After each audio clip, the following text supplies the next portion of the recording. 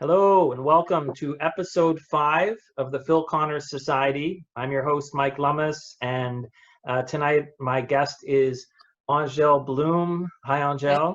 Hi, Mike. All the way from Alberta, different time Yep, zone. We had to work that yep, out. we did. Um, We worked so it as out. the name of the show suggests, like Bill Murray's character in Groundhog Day, the idea is to interview people who are trying new things, just like he did in the movie where he couldn't escape that day and learned languages and instruments and all kinds of things. So Angele has something she's working on, and we're going to talk about that. So, but before we do, I know Angele, but many of you probably don't. So I'm going to read a brief bio to give you an idea of what she's been doing. So Angele Bloom is a nutritional practitioner, a vegan educator, coach, chef, personal trainer, and public speaker. Angele has a deep-rooted passion for the mind-body-spirit connection. Specializing in the plant-based lifestyle, Angele has made it her mission to educate and excite people on the many benefits of this way of life. And you can find Angele on Instagram at Angele Bloom's Wellbeing. So there we go. So Thanks, welcome. Mike. Thanks. Great to Thank see you. You too. It's been a while, but it's It has always been totally. yes. So let's start with what you started to do that's new. Okay. Well, it's not that I'm doing something new, but the goal has shifted. So yes, I'm a personal trainer and I'm a nutritionist and all this kind of stuff. And I've been working out for decades, Right. but it's in terms of the goal of the workout now. So before I used to kind of like work out for endurance, to kind of maintain for good health. I was also in modeling and that kind of stuff. So I didn't want to get too big. I was trying to kind of like stay slender, kind of like leaner muscles. But recently I decided, you know what, I'm going to be 44 years old. I'm also vegan. I have been vegan now for 2 years. Before that, I've been vegetarian for, oh my goodness, for like 13, 14 years. Being vegan was something that I was kind of like stepping up to, like working up to. And now it just seems like the perfect time. A lot of people approach me and they'll be like, well, as a vegan, where do you get your protein from? You work out and like, how do you build your muscle mass? And so I decided to take on a new challenge of building muscle mass.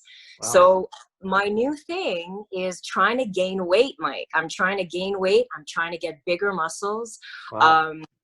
Yeah, I'm kind of ready for it. And so at the same time, trying to prove to people that you don't need to eat meat and eggs and fish and all this kind of stuff to build the muscle mass. Right.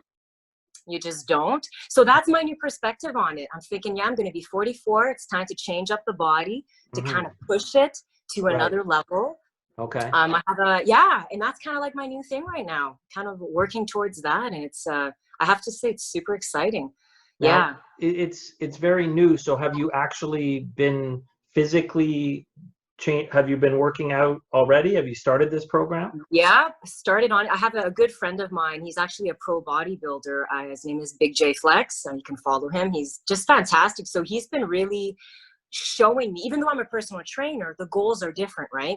Right. And I've never really worked out to build muscle mass. So, and obviously him being a pro bodybuilder, that's what they do. Right. So he's kind of taken me under his wing and we work out together once in a while. And he's really kind of showing me different things to put on the mass. And in terms of eating, I mean, I thought I was eating a lot, right? I was like, man, I'm a big eater. Like, I love food. I eat a lot.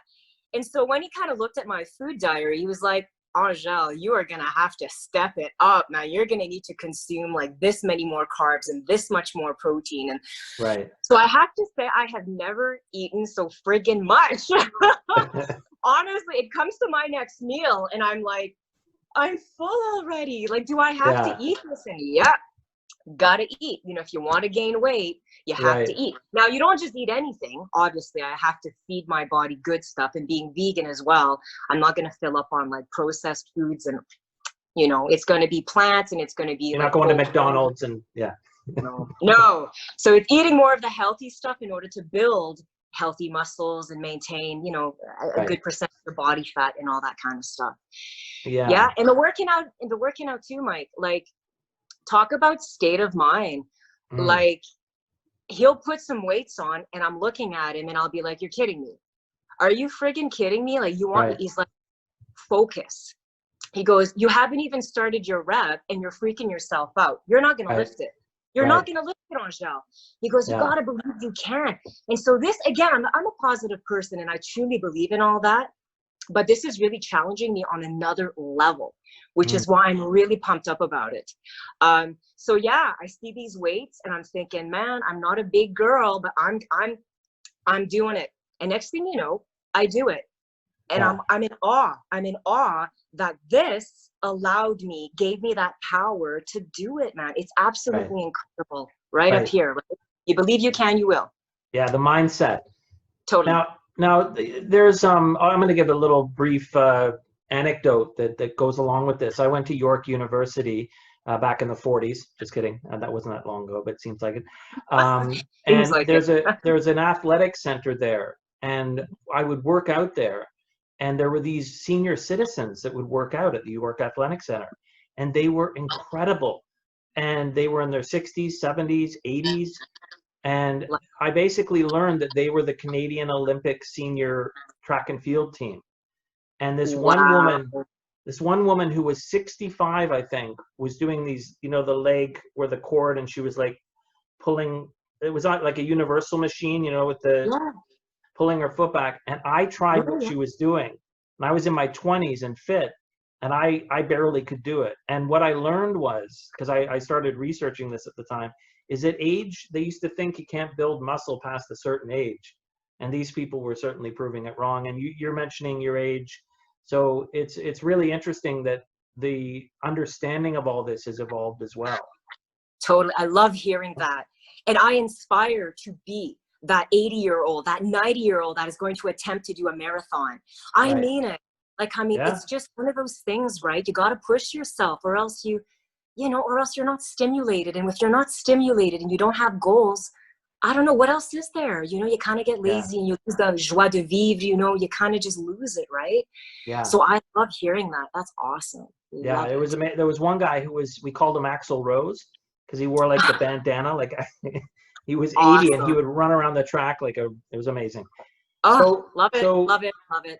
Now, do you have a vision of how big you want to get? Like, do you look at female bodybuilders and go, okay, that's what I'm aiming for, or is there a specific size? So yeah, I definitely, in terms of goals, I definitely don't want to be like one of those like really big ones, the I don't know what the category is, but like the heavy lifters, like no, definitely not. And because I thought about potentially competing. I don't want to kind of like give myself that pressure. I'm going to see, I have goals. Like, I'm going to give myself some time to see where I'm heading. And then if I feel that I'm still really enjoying it and I'm loving where my body's going and everything, then you know what? I will up it. And I will set myself up for like, hey, let's go. Let's give it a go to compete. Because I've never competed on that fitness level, right? Right. I definitely don't want to do just a bathing suit, because with bathing suit modeling, like there's not much muscles, like, so like one step up, which I think is called figure, I think then you start seeing more of the muscle mass, the more of the definition, and that kind of stuff. So I think that's kind of like my goal is kind of like the middle, right? And see where that kind of goes, Another thing that I want to add, which is kind of a side note, but I think it's really important, is that like I have scars on my belly. I have like this, and we can talk about that some other time, Mike, but I have like this really weird kind of belly button, and I have like I do actually public speaking around that, about accepting yourself. And you know what? Like, you're beautiful. And even if you have scars, you're gorgeous. And again, it's a state of mind and all that. And that's another reason why I think I really want to push myself outside of my comfort zone is being on stage, scars and all, and be friggin' proud of myself, Fantastic. No matter if I win or not, this is not really about winning, although I'm going to go in there to win, of course, but it's more about like my own personal kind of challenge that I want to like, test myself that I can do this. And again, it's all about pushing outside of that comfort zone, right? So it's a little bit of like a for me. And so doing it definitely would make me feel like I've accomplished something big time. Yeah. Now, I met you, I guess when you were probably in your late 20s, early 30s kind of thing. Oh, I think 20s. Yeah, I think 20s, right? So going back, even before that in your teens, were you the kind of person who pushed herself? Like, have you always been like that? Or Oh, good. Very good question. Yeah, I think, yeah, to be honest with you, I think that I was, because I always kind of went against, like if somebody said to me, you won't do it, I'll be like, yeah, watch me, right? Even theater school, when I went to theater school in London, everybody was saying, Angele, the tuition alone is £10,000. And at the time, the conversion was like $22,000. I was working as a personal trainer at Bally's Total Fitness, you know. They were like, you're not going to make that amount of money. And I was living on people's couches, right? Because I didn't want to be paying rent. I was doing everything. And I managed to go, and I did it. And I also landed a commercial, which was a godsend because it helped me to pay stuff. But still, I made it happen. So I think I've always been that kind of person. If I believe in something, but I have to believe in it. I think this is the thing. I have to believe in it in order for me to find the will and to find like the oomph to push me. That's if a really I don't good. Believe, yeah, go ahead. Yeah. No, that's a really good point because, you know, with me, with the guitar, it was a New Year's resolution. And I'm not a New Year's resolution guy, but at that New Year's, I didn't even tell my wife. I just said it to myself internally. What would you want to do if you could learn something? And immediately it was guitar, guitar, guitar. 3 weeks later, I rented it, and I was off to the races. But I'm bringing it up because what you say is important. If you don't feel a need, right? Because a few years ago, I said to myself, oh, piano maybe. And I started, and then I kind of petered out. And I think it's because for whatever reason, that instrument excites me. Like I'm drawn to it. So that's a really good point. We need to know what it is that we're interested in if we're really going to commit, right? The why. To Why? me, it's why are you doing this? Are you doing it just because you want to look cool, you know, or like why? And I think if your why is strong enough, that you will find that will. You will do whatever it is in order to achieve that. It's like when I do nutritional counseling and stuff like that with people that want to lose weight and stuff, right? And if their why isn't big enough, they always fall off or they don't stick it through because they can't find the strength, right? They can't find the strength within themselves to continue or not to eat the whatever food that they're whatever, you know what I mean? So you have to have a strong enough why. And sometimes being healthy for some people is not a strong enough why. It really isn't. Clearly, I've seen that happen a lot. Yeah, for sure. And I think that there's another idea in life that our difficulties, our challenges, our Achilles heels are sometimes our biggest gifts. Like you mentioned your belly button. Do you think, I mean, this is just theorizing, but do you think if you didn't have that scar, you would push as hard to embrace your body? This is the thing, Mike, is that this belly button, I went through hell with this. Because even as a model, you know, I would do these, you know, photo sessions in bikinis, and then the photographer would have to, like, honestly, like, I don't know what it's called, but superimpose a different belly button and stuff like that, right? So that made me feel crap. I was like, man, here I am a model, and you're having to do that. You're having to, like, and it gave me the strength, and I found the strength. Now when I look at my belly button, I look at the scars that kind of are all around it because of many surgeries and stuff like that. It gives me strength because there's a story there. There's a journey there. But I didn't see it that way before. I would look at myself and I'd be like, I'm ugly. You know, I'll never be able to do what I used to do because now my body is deformed. You know, all these like negative words that we say to ourselves. But the minute I changed that way of seeing myself, wow. So you're right. I seriously think that if I wouldn't have been on this journey, maybe my will wouldn't be as much as it is now. Because now I feel like I've got something to conquer, right? And I'm not going to let stuff like that get in my way. And again, I'm stubborn that way. So it's like, bring it, you know?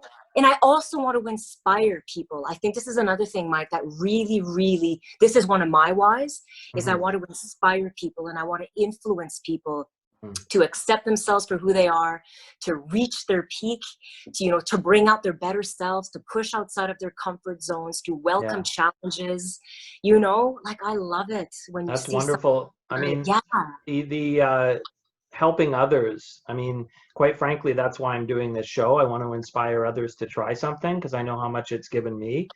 And it sounds like that's part of your motivation is it's not you know, you have your own personal goals, of course, right? You have your own personal things you're trying to accomplish, but it sounds like helping others is a real motivating factor there.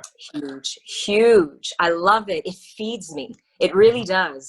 Because for the longest time, I was like, you know, I mean, I'm still in acting and I'm still modeling. I teach acting and modeling and this kind of stuff. And it's fun, don't get me wrong. But whenever I would help someone and I would inspire them and they'd come up to me and they'd be like, wow, Angele, like I get it.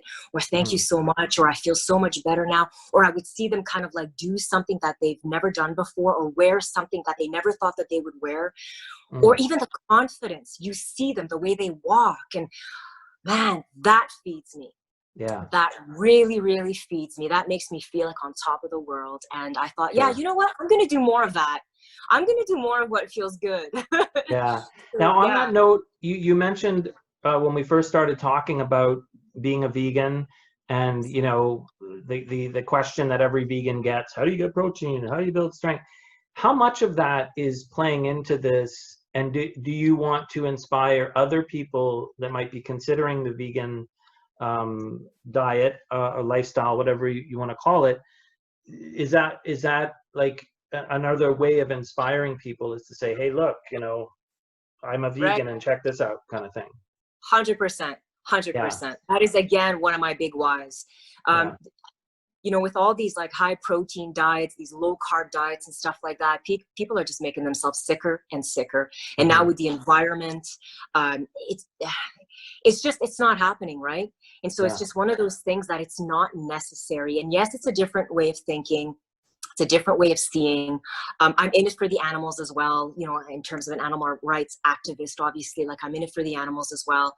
But it's just one of those things that's not necessary. It's really, really not. And this is why I want to inspire people in doing it right. Because a lot of people will be like, oh yeah, you know, I'm going to try this plant-based thing. And they try it and they do it wrong. And this is it. If you do it right, it works, and you're going to feel good, and you're going to lose the weight properly, and you're going to build the muscle mass, but you have to do it properly. But I am trying to prove that 100% you can build muscle mass, you can feel good, you can look good, you can have the energy. You could do it on a low budget. If anything, it's cheaper than buying meat and stuff like that. Yeah, there's so many pluses to it. And so if somebody sees me on a stage and they see the muscles and they're like, holy shit, like this girl is like 44 years old, like look at her before and after photo, and no, she's not on steroids, and no, she's not on, this is food and hard work and dedication, right? And I'm not saying everybody's goal is to be on stage and to have muscles. No, of course not, right? But it's just proving to people that plants do contain, protein, and it's enough to feed your body. Yeah. Well, no, it's exciting because every person that, like, you're the 5th person I've had on the show, and each one has been so different. And what I didn't expect, and I don't expect it with anyone, is the wonderful thing, you know, that I'm hearing is this idea of helping others. Like they're, you know, because when I think of inspiring people, like to try something, I do know that it's for their soul, it's for their well-being, their happiness. Like the guitar has practically saved my life, to be honest. I love it. I had no idea how much I would love it. And yes, I play for other people. I, you know, give joy to other people, I guess, and try to inspire others. But it's really cool what you're talking about, because that can be, it's like a win-win, because you get something out of it, but you're also like the ripple effect helping others around you, right? Yes. And I think that like, I'm not doing it for somebody to say like, oh, wow, she's hot.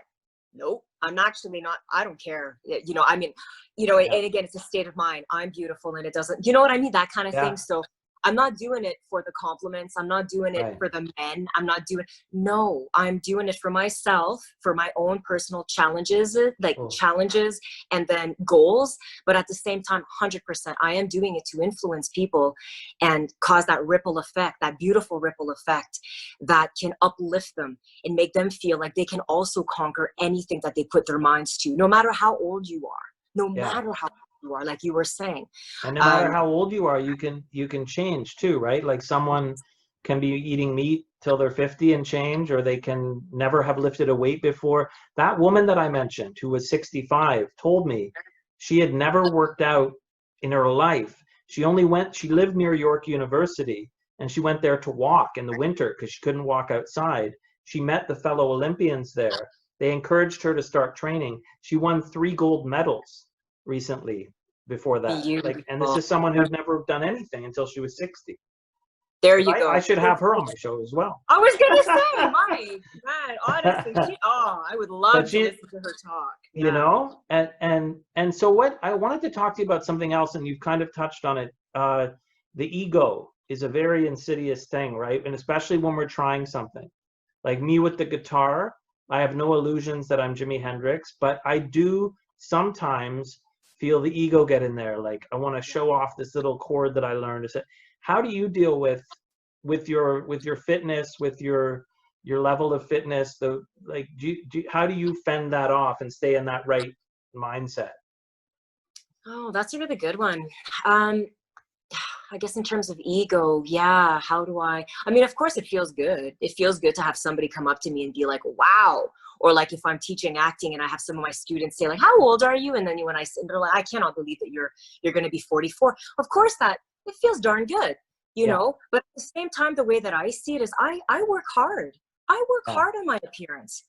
I really do. I go to the gym and I drink lots of water and I eat healthy and stuff like that. So it's almost like when somebody gives me a compliment, or it's not that I expect it. First of all, I'm always grateful. When somebody gives me a compliment, I'm always grateful. But at the same time, if somebody insults me, right, again, you know what I mean? There's that limit there, right? Sure. It's like I don't need it and I don't expect it, but it feels really good when somebody compliments me on it. But that's a really good question in terms of the ego. Well, let me jump in with something that someone wise said to me, and I want to share it with you. That the ego makes a very good servant, but it can't be the master. Okay, that's right? I don't feel that it's my master. Yeah, exactly. But it has its purpose, right? Of course, exactly. You know, if we didn't have an ego, we wouldn't get up in the morning, right? Exactly. Like I do my best to look my best. But at the same time, I'm accepting myself for who I am. Do you know what I mean? Yeah. So I guess, so this is what it is. I'm definitely not being led by my ego. I do not feel that at all. But it's there. But I think for me personally, so far, I think that I have it balanced, right? I think sometimes though, I don't know if this is kind of connected or not connected, but comparing myself to people sometimes, that I struggle with that a little bit. So let's say I'm at the gym and I see like, you know, a woman that's around my age or something like that. And I'm like kind of checking her out thinking, wow, like, man, she's got it going on. Like, right. Yeah. And in the past, I have to admit that I kind of let that bring me down a bit. I'd be like, oh, man, like I still have so much. I thought I was doing good. And now I see her and now I don't. I tried again, it's a state of mind. Now I look at her and I'm like, good for her. She works hard for that. She really does. You know what? She deserves it. But I also work hard for that. And I too have my own personal goals, right? And I look in the mirror and then I say, that's my competition. You know, tomorrow I'm going to be a better version of myself than I am today, you know? So I really, really had to work on that, Mike. Because that was really playing on me for a while. That feeling inside, you know, when you're kind of like, right? Like you're just, you don't want to be jealous, but you feel the jealousy, but you don't want to feel it, but you're feeling it. So I had to really talk to myself to straighten this out when it came to that kind of stuff. I really struggled a bit. Yeah. Yeah. And it sounds to me like you've told us what helps you with that. It's helping others. Yes. It's helping your own feeling of self-esteem in a healthy way, you know, right? Yes. And I think that's the thing is that because that's why I brought it up with the guitar, you know, I was so terrible for so long that I couldn't have an ego about it. But as soon as you start to get, I still don't think I'm good. I'm learning all the time, but you know, I just wanted it tastes bad. You know what I mean? When you're playing guitar for the sake of the joy of it, there's a taste to it. And it tastes good, but as soon as the ego gets in there, it's a bit toxic, right? And it sounds like you've got a lot of motivating factors that are feeding you in the right way, if that makes sense. I want to prove to myself what I'm capable of, to me, right? not doing it for compliments. I'm not doing it because I'm trying to, no, it has everything to do with me. And I find that for me personally, if I'm low in confidence about something, I do something to better myself. Right. And I find for me, if I do something to better myself, all of a sudden I'm boosted. Right. So I truly believe, like you said in my intro there, the mind, body, and spirit connection is so, so connected. For sure. You know, they say that exercise is the best antidepressant. You know what I mean? Honestly. Yeah. So when I'm having a crappy day or I'm feeling down or, you know what, I'm just like off, you know, I wake up and I'm sad or I'm in a bad mood, or I work out. I force myself to work out. And another thing that I do is I wear bright colors. Yeah. That's what I do when I'm in a crappy mood. I wear bright colors, and I've got the flashiest, seriously, I got the flashiest like exercise clothing. Honestly, it's ridiculous. You're totally preaching to the converted, because I've always noticed in the winter, especially, my God, everyone's in gray and black. Everybody. Yeah. You know, you see someone in a yellow coat, you almost faint, right? And it's like, you know, it's true. Now listen, we're almost done here. I want to thank you for coming on, and I just want to say, you know, it sounds like what you're doing with the building muscle is such a direct way of working with yourself and seeing your own development. I mean, it couldn't get more direct, right? Building your own muscle, 100%. Right? 100%. Yep. Sculpting, right? Basically sculpting the body and seeing the changes is, I basically take photos every week, right? To kind of like the pose and stuff like that, and to see and so right now, and I'll just say this quickly here. So right now I'm at the phase where I'm gaining weight. So right now the body is changing, right? And I'm like, woo, because I'm, you know, in order to add mass, you do have to go through a period of time where you're gaining weight. It's healthy weight. It's not like fat, but it is weight. And so it's a little bit of a weird feeling right now. But again, I have a goal and I know the end result. I'm heading there, and it feeds me. And again, it makes me find that strength and that will to continue to move forward. Yeah. Well, it's, I mean this sincerely, it's courageous, right? I mean, any change we make when we choose to make it is a leap, right?